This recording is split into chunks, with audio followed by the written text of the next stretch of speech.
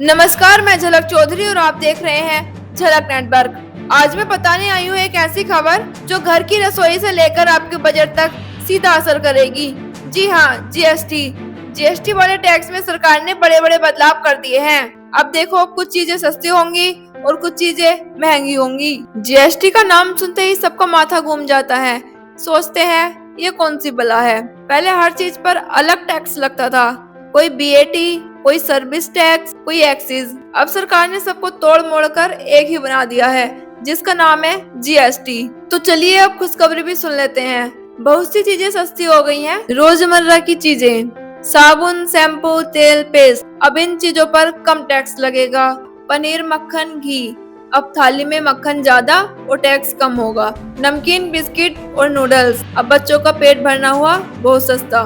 बादाम, काजू, पिस्ता, अब शौक से खाओ। बच्चों की पढ़ाई का सामान, पेंसिल, कॉपी, अब टैक्स फ्री। सीमेंट, ईंट, अब घर बनाना भी हुआ आसान। टीवी, एसी, बाइक, सब पे टैक्स घटा दिया है। और सबसे बड़ी राहत है हेल्थ और लाइफ इंश्योरेंस, अब बिल्कुल टैक्स फ्री।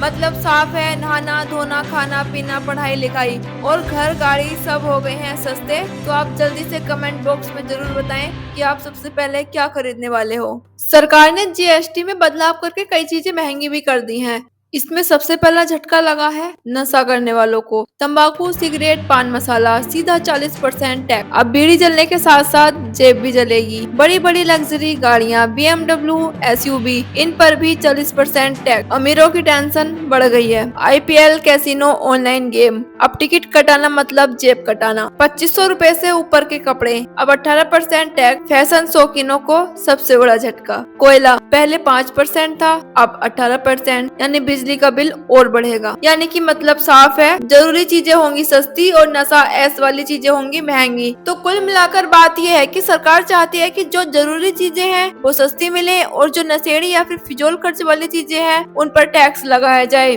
अब मैं आपसे पूछती हूँ कि ये जीएसटी वाले नए नियम आपको कैसे लगे? राहत मिली या फिर और बोझ बढ़ा? कमेंट में जरूर बताएं। और हाँ, वीडियो अच्छा लगा हो तो लाइक करें, शेयर करें और हमारे चैनल को सब्सक्राइब करें। मिलते हैं अगली वीडियो में, तब तक के लिए नमस्कार।